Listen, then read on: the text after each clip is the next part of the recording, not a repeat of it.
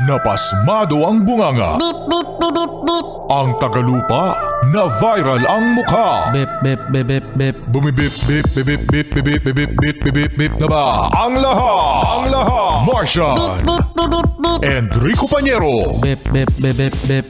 Beep, beep, beep, Bip, beep, bip, bip, bip, bip. Bip, bip, bip, bip, bip. Pigtilaak!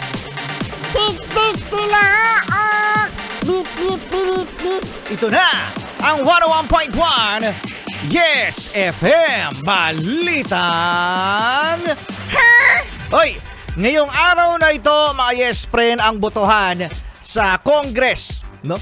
Kung maipupush ang impeachment trial sa Senado. O yan, kaabang-abang yan mamaya. Sino kaya ang mga congressman na mag-yes o mag-no? Ano pa ba? Absent! Absent? Baka may umabsent dyan para kunwari walang boto. Walang boto. Ngayon mga yes friend, meron daw mga chismis. Oo, meron daw. Nano? Oo, yeah. Na papipiliin daw ang Congress. Ang congressman, congresswoman, no? Kasi sa side ng mga Duterte, sinasabi mga yes friend na meron daw inaalok na pera ang mga congressman para bumoto ng yes, kasi iipitin daw ang budget. Yun ang sabi, no, ng mga Duterte side.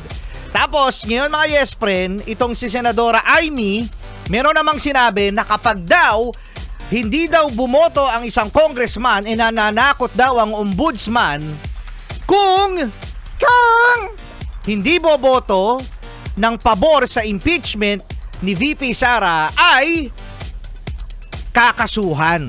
Oh, yan. So, kung titignan natin mga yes friend, base sa mga chismis. Chismoso ka pala eh. Chismoso. No, ayon sa mga hearsay pa rin mga yes friend, hearsay pa rin to no. Kung papipiliin, dalawa lang yan, no? Pera o kaso. Uy! Pera! O kaso! Uy, parang pera o bayong. Laban o bawi! Pero ngayon, Pera o kaso! pero ikaw Martian, kung papipiliin ka, kunwari no? Isang show. Okay! Martian! Ano? Pera o kaso? Abay, syempre doon ako sa pera! Doon na lang daw sa pera, no? Pero kung may kaso, bakit naman matatakot mga yes friend ng mga congressman? Oo, no? Kasi ang mahirap kasi dyan mga yes friend, ito na nga yung chismis pa rin eh. O diba chismis? Diba chismis pa din? Chismis!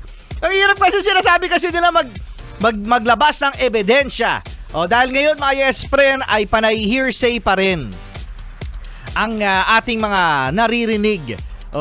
Ebidensya talaga dapat kasi ang kailangan. So, ayun talaga makapagbibigay ng proof, no, na ito talaga yung totoo. Dahil ngayon mga yes friend, hindi natin alam kung sino nga ba, no, ang nagsasabi ng totoo, pero ang talo dito sa mga hearsay na yan ay ang katotohanan. Dahil nakakalito na, kung ano nga ba ang totoong nangyayari. Ang kawawa, alam mo kung sino? Sino? Si Martian. Ikaw ba? Si Martian ang kawawa. Si Martian pala. Tayo! Ay, oo nga. Kayo, tsaka si Martian. Yun. No. Abangan ang mga susunod na kabanata, mga yes friend, ang botohan kung maipupush through ang impeachment kay VP Sara. Uy! Pera! O kaso?